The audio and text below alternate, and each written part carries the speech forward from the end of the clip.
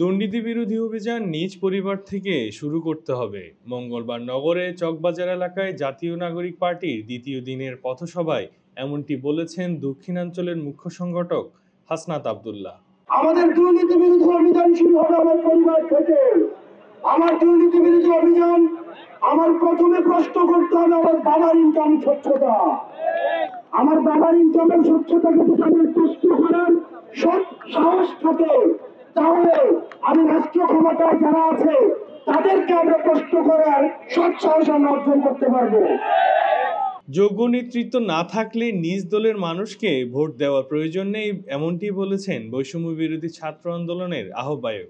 আমাদের নিজেদেরকে আগে সৎ হতে হবে এবং আগামী নির্বাচনে যারা যোগ্য নেতৃত্ব তাদেরকে আপনারা ভোট দিবেন। যদি দেখেন এনসিপি থেকে কোনো যোগ্য নেতৃত্ব নাই, আপনাদের ভোট দেওয়ার প্রয়োজন নাই। মার্কা থেকে ভোট দেওয়ার প্রয়োজন নাই। যে আপনার সেবা করবে তাকে আপনারা ভোট দিবেন। যার জাতির কাছে কমিটমেন্ট রয়েছে, দেশের কাছে কমিটমেন্ট রয়েছে, আপনারা তাদেরকে ভোট দিবেন।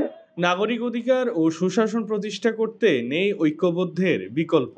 আমরা চাই না এমন দেশ যেখানে টাকার অভাবে মানুষ চিকিৎসা পায় না। আমরা চাই না এমন দেশ যেখানে সুশিক্ষার অভাব থাকে। আমরা একটা সুন্দর বাংলাদেশ করতে চাই যেখানে রাষ্ট্র নিজের নাগরিককে গুম করবে না, খুন করবে না। এই দ্রুততম চালাতে আমাদের সবাইকে এক থাকতেই হবে। এখানে দল মত নির্বিশেষে সবাই নাগরিকের অধিকার প্রতিষ্ঠা করতে হবে। এদিকে গতকাল থেকে শুরু হয়েছে জাতীয় নাগরিক পার্টির পথসভা।